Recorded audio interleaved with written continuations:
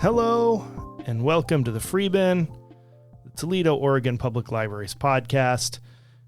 As usual, I'm Harrison. I am joined by two guests today from the Yaquina Fiber Arts Guild. We have Donna Carter and Karen Fitzgibbon. And before we get going, a couple little announcements. Keep an eye on our website, our Facebook. We do have things coming up. We've got our D&D group is starting this week. Our digital literacy programs through PLA and AT&T, those are also starting. And we have on the 8th, the Yaquina Pacific Railroad Historical Society presenting an introduction to model railroading. So we hope to see you all out at that. But without further ado, I do want to introduce our guests. Donna, thank you for joining us. Hi, thank you for having us. Karen, thank you for being here. Thank you so much. Appreciate it. And we're going to talk about fiber arts and what all that encompasses. But before we do, it's time for our beverage of the week. And I have brought, for each of you, we each have our own can, a Rainstorm Clean Energy. Not like that dirty energy that you get. Guava strawberry flavor. Yum. And it's got a long list of ingredients, 100% of your niacin and B12 and biotin. Don't know what that is. Yeah, I guess so. Cold. All right, so we'll see how this is. Honest opinions. It's fizzy. It's pink. Smells good. Fizzy. Not bad. No, it's all right. Very sweet. It is very sweet. Zero sugar. Erythritol. Yes, you can tell. Ooh, okay. I'm going to put that right down there. Oh, good. All right. So I'm going to stop talking now and let y'all take over. Tell us what you do. You're the president. Oh, now I'm the president. Okay, so Yaquina Fiber Arts Guild. We meet here at the library downstairs on the third Saturday of every month from 10 to 3. And basically, we get together with a group of like-minded friends, and we work on our projects together that are fiber related. So we have people who spin with spinning wheels, spin with drop spindles. We have people who knit and crochet and weave. So Needle felting, anything really to do with fiber arts is welcome. I've done not most of those things. I've done some needle felting, and that's a lot of fun. It's relaxing, except when you're bleeding. Yes. And that does happen. They do say to keep yourself up to date on your tetanus shots if you're going to needle felt, because you will stab yourself. Yeah, that's a problem, because I always like doing it with, odd pieces of metal that I found in the ground in a horse pasture. Horse better that way. Not really. That was a joke. Wouldn't be able to. You couldn't tell by the reaction, but that was a joke. People do all kinds of things. I've seen so many things. So what got you all interested in fiber arts? Well, I've crocheted since I was a little kid, and my mom taught me how to do that, plus knitting, which I never caught on to the knitting. Mm. And then a gal from our group sat me down at her house one day and said, "Hey, you want to learn how to spin?" That was the end of that. Here I am, years later, still spinning and making my own yarn. Nice. It always just kind of looks like magic to me. I've never quite understood magic. What people are doing. Please come down and try. How long does it take to get the skills and the muscle memory to do it proficiently? So there's you're always learning, because there are so many different kinds of fiber that are all different, and they all process up differently. So you can think you're a great journeyman per se spinner, and then pick up a fiber that you've never touched before and have an absolute disaster on your hands. So it's always a learning curve. But I would say that it took me a good year really to feel comfortable with my spinning wheel, to where I was willing to try other things, because it's a learning curve, but it is magic. And once you finally find that sweet spot and something comes out the other side that is pretty and useful, you're hooked. Yeah. Where do you get supplies typically? Do you source those online, or do you have local connections? This coming Saturday, we have plenty of supplies coming up. It's our annual spin-in. We're hosting at the Newport Middle School from 9 to 4. And we have 20-plus vendors who sell a variety of fibers and items to go along with fibers, plus crafted items that people make for sale. And then any people from local guilds who would like to come in and join us with their spinning or knitting or crocheting or fiber projects come in, and we set up chairs for those people to come in and be available. So anybody who wants to, who's interested, if you have questions, you just want to come see it, you want to come buy fibers, we're there from 9 to 4. Please join us. Nice. And then the rest of the year, honestly, you can get fiber in so many places. Etsy is a great place to shop. Online, Facebook, there's a big group on Facebook that has a monthly sale where all of the vendors come together and they each get 30 minutes to hawk their wares, per se. Right. And then there are some commercially dyed wool in different forms that you can purchase from as well. I prefer myself to buy from the independent dyers and people that I've met along the way and support those small businesses. But you can even buy it on Amazon. How much continuity is there between how the tools you're working with, the skills that you're using, and the history there? If you're spinning on a wheel, is it the same way someone might have done that hundreds of years ago, or is this something where there's a right way to do it that still works, or have there been changes recently? Lots of changes. Both of those things are true. Spinning on a traditional spinning wheel is very much the same as in the olden days. It's a wheel, it's a drive band and a brake band, and it all works the same. That doesn't change. But wheels themselves have come so far. Now there's everything from the traditional single style wheels all the way up to electronic wheels now, where you just feed it in with your hands. You don't have a foot pedal at all. Oh, wow. So, and then there's the drop spindles, which is probably the original way that it started. Very hard.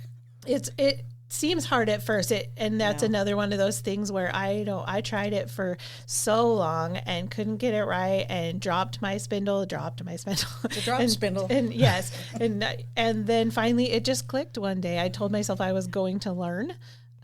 There's a thing during July, I believe it is, that is called now I can't remember what it's called, but it's basically a worldwide spinning thing. So Tour de Fleece. Tour de Fleece. So it's during Tour de France. And so that was one of my goals during Tour de Fleece a couple of years ago, was to learn to use my drop spindle. And so I did. And I do enjoy it now, but much better on the wheel. So for our listeners who might not know what a drop spindle is. Not me, of course. I know everything. But if you were to explain what a drop spindle is to somebody who's not sure what those words mean, how would you describe it? So basically, pull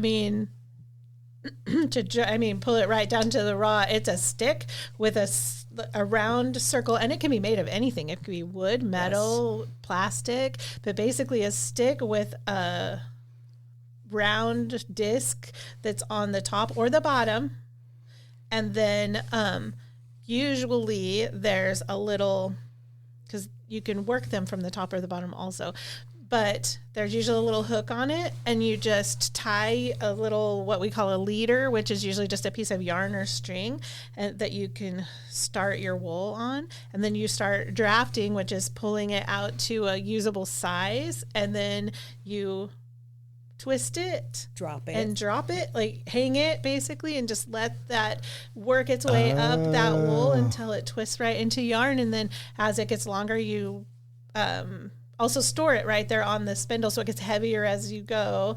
And That does sound hard.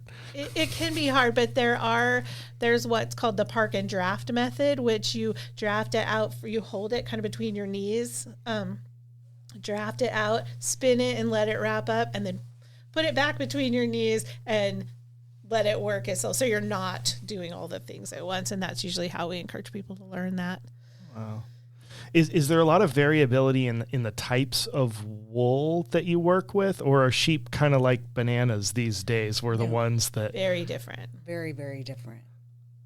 There's a lot of sheep that they're trying to build their herds back up. And they're down to a minimum amount of sheep within these certain herds. So they have specialty fibers that you can purchase to help build up those herds. And I've gotten some of those, and it's really quite different from all the originals, like merino. You can get merino anywhere. And to me, that's very easy to spin up. But these other herds and their fleeces and their fibers, they range from a half an inch to an inch long up to 6 or 7 inches. Yes, very long. And so it's really different to try to spin up those types of fibers. Plus the different, like merino, as Karen was saying, is very soft and drafts easy. It's kind of slippery, very easy to work with. And you get some of these long wools that are coarse and they kind of are barbed. And so they grab on. And so drafting them is very difficult sometimes. And those end up being more your rug yarns and your outerwear kind of thing. They're more rough. So that correlates to the length of the individual fibers somewhat? Sometimes.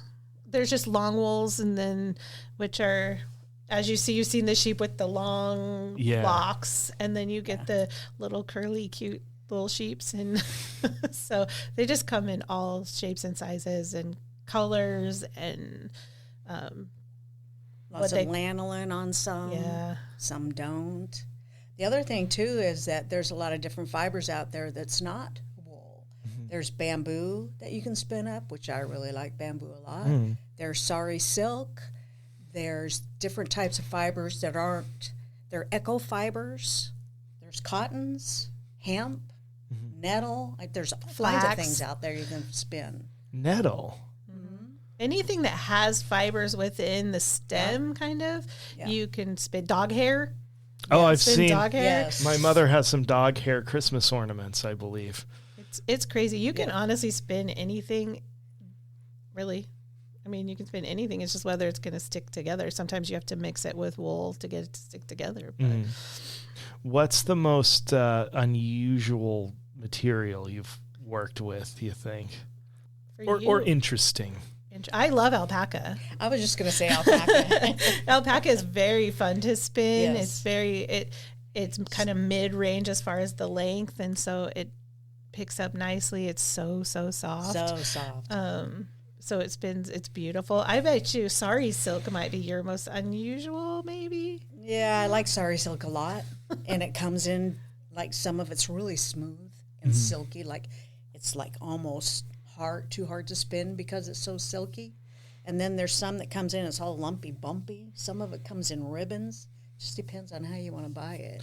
So sari silk, would that be silk for making saris? It's recycled silk from saris. Oh. So yes. They cut them up into strips or even pull the strings out. You can buy sari silk string. It's basically a bag of the string. Oh, wow. And so it's really nice when you blend. I personally, and I think Karen, you do too, we have what's called a drum carder. And so we can actually blend up bats, you know, batting for making quilts. You can buy that commercially. Well, you can actually make those with these drum carders, and then you can spin from them, and you can just mix all your fibers and colors and do whatever you want with it. And sari silk is a nice thing to put in those. Cool. So the carding is how you blend materials together. So it's basically a big drum and a small drum covered in cloth that looks like a dog brush. And then good way to put it. Then you just basically roll it onto that, and it combs it and gets it all going in the same direction, and blends it together. So it makes it nice for drafting. We should have brought samples. We should have. You have to come Saturday then. Yeah. I'll have to come and take a look. Yes, you will. What kind of stuff do you typically make for myself, making the yarn I love making yarn, and people say, oh, what are you going to make with it? Yarn. I'm making yarn. And I sell most of my yarn, but occasionally, and I've always been a crochet artist. I started crocheting at 9 years old. So if there's a fiber that really spins up nice and I love the feel of the yarn, then I'll crochet it into something I can wear. Mm-hmm. Or I make a lot of hats. Me too. And I also use part of what I make into lap blankets that, like Donna just gave me. Mm-hmm. We have a program where people in our guild create squares or rectangles or whatever, and then I put them together for lap blankets, and we donate them. And I use a lot of mine to attach all those squares together so we can have a variety of colors within those blankets. I do a lot of hats. I do fingerless gloves, footstools, covers. There's just too many things to play with. Yeah. Honestly, with a 4 ounce braid of wool, you can make 50 different things out of this 4 ounce braid of wool. You just never run out of ideas.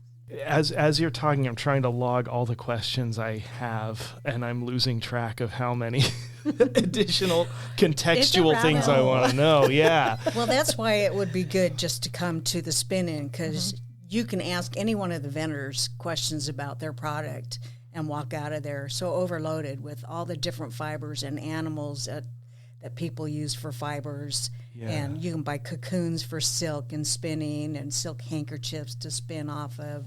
There's just so much. It's a lot of fun. It's very informative. The first time I went to the spin-in was 2020, and before everything shut down. Mm-hmm. And I had never in my life, I had gotten a felting kit for Christmas, had no idea what to do with it.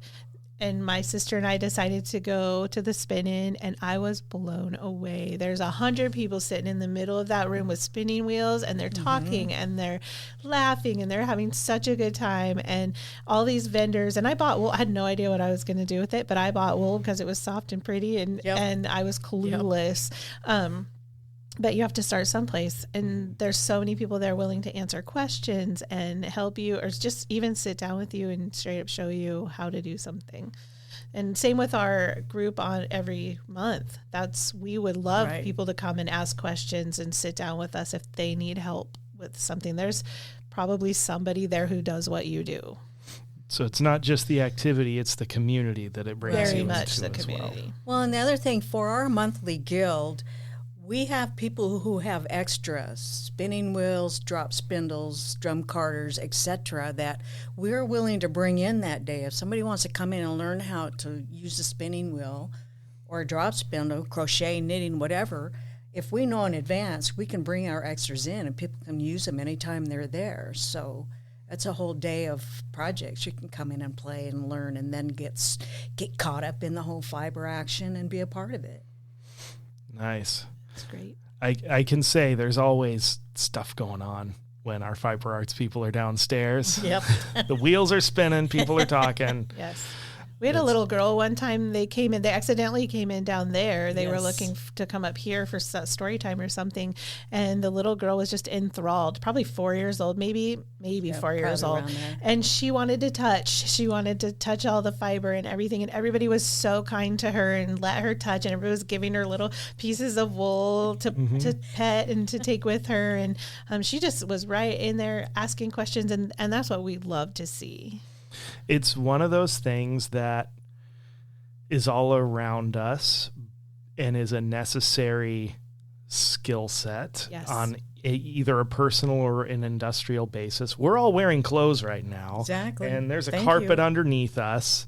But in the way our society is built, not everybody always has these skills passed on to them to do for themselves. So it's a wonderful thing to be able to figure out how that stuff all works. And it comes in handy. Once you learn a thing like that, I feel like it comes in handy a lot more than you would expect, no matter what it is. And you look at the world differently. I look at things now and think, would that spin?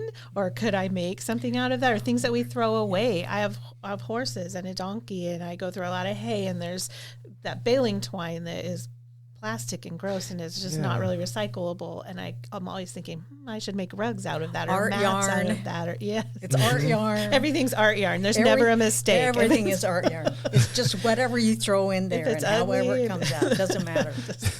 It's art. You carry around like scissors or some sheep shears in case you find an interesting animal. Ooh, that's a good idea. You can shave my dog. See if you can use that. That's funny. I have a bag of dog hair that I'm going to spin of my dog's. What breed? She's a miniature Australian Shepherd, so there's plenty to choose from. And I saved a bag the last time I brushed out her undercoat. I grew up with Australian Shepherds, and I had one. She's a blue heeler Australian Shepherd mix, and the fur behind her ears was wavy. It was like naturally crimped, like the frizzy, like 80s crimped hair Perfect back locks then. I was for like, spinning. this is amazing. Like every time I look at the back of her head, I'm like, it looks like she spent time in the bathroom pressing that out. It's amazing that it grows that way naturally. It's fun. Yeah, it's fun. You just look at the world in an entirely different way. Yeah. People's hair. You look at these like girls with really long curly hair, and you think, "Oh, that would be nice." I yard." know. I've done that. I'm like, oh, jeez. Don't go touch her hair. Touch her hair. It's a written rule. Yeah. Oh, God. It's fun, though. Yeah. All right. It is. There's lots of festivals, lots of things to do, lots of play opportunities. More than you think. Once you get into it, you do see it all around you. Well, and our festival is only one day. It's very small. But there's the Black Sheep, which is the end of June, held out at the Albany Convention Center. That's 3 days worth. And all the buildings are full. Animals, all kinds of shows with the animals, fibers, contests, classes. Then there's another one that's in October. I believe it's October. Oregon Flock and Fiber. Yes, the Flock and Fiber off. You should go. Cool. So You're going to get hooked on this Saturday, and so you're going to be going to all those now. So animals too. So farm to hat. Yes. So you can actually get to meet the sheep that the wool actually came off of sometimes. Yes. And or see the different breeds and talk to people who raise them. And a lot of those people will have fleeces or just wool, for doing whatever right there in the barn. You can literally stand next to the sheep and buy his wool, and it's humane. So you can use this stuff over and over. It doesn't hurt anybody. It doesn't hurt the sheep. It helps the sheep. So I've found myself sometimes just watching videos of sheep getting sheared. It's You can see that out very there. satisfying. yes, they'll do Especially when the sheep are demonstrations. happy afterwards when they've got a year's worth of growth. Yes, they feel so much better. And this year at Oregon Flock and Fiber, there's going to be Angora rabbits back. Oh, yay. They had stopped bringing those because of a disease that has been kind of rampant through the bunny world in the last couple of years, but they've gotten it under control enough that bunnies will be back off. Oh, great. So Okay. I'm curious about what rabbit disease was out there. it's kind of I don't know enough about rabbits really, but it's kind of a flu type thing that so it's A very bunny COVID. contagious, like a bunny COVID Bunny kind of. COVID. Yeah, and once your herd is infected, then they're pretty much infected. So there were no bunnies for a good while that were being invited anywhere. I'm glad that bunnies are invited back. I'm glad bunnies are invited. I'm allergic, but I can look at them from far away. So the great thing is you shave your bunny, you make a hat. You pull a rabbit out of the hat, you make another hat. You've got infinite hats. Infinite hats. It's a glitch. There's people that spin yarn right off of their bunny. They don't even have to cut it. It's called ruing, and Whoa. they naturally shed it off. And there's bunnies that are friendly enough. I've seen videos of people sitting with the bunny in their lap, actually feeding the hair right into the spinning wheel. And Angora yarn is so soft. It's fabulous. Yeah. I was going to ask what it looks like to shear a rabbit because I don't think I've ever watched someone do it, but you don't have to. You just grab your rabbit. Most of the time you do have to, but because they're not going to sit still for that. Yeah. But typically clippers, but most bunnies stress out of the noise and of the clippers and things. So little scissors and they just cut the hair off. Nice. All right. Nothing is safe. So this going down the the literal rabbit hole here. There's so much to explore. Now I'm like, Yeah. I can see you look at the world differently. Yes, Anything you do. with hair on it. You do, It's a especially curly hair. possibility. Like, oh. So remind us again of some of those important dates coming up that we'll want folks to come out to. So the Newport Middle School this Saturday, February 2nd, First. It's always the first weekend in February. So February 1st this year from 9 to 4. 9 to 4. We'll have 20 plus vendors. We will have a food vendor, Chubby Little the Chubby Mermaid will Mermaid, be yum. our food vendor this Yep. year. Door prizes all day long. And it's $5. It is a $5 entrance fee. Well worth that. And all of the money that we make at these things does get donated locally. So we support the library here in Toledo. We support the middle school. We donate to the different food share, food pantry places throughout the county. Samaritan House. Wonderful. And if anybody knows of places that they think have a need locally, we're willing to talk about that in our meetings. But we do typically, most of that money goes right back out into the community to do good things. And I believe it's 12 and under are in free as long as you're with an adult. Fantastic. And then the third Saturday of every month from 10 to 4 here at the Toledo Library downstairs is our monthly meeting. Just because it's called a meeting doesn't mean it's exclusive, though. Everybody is welcome.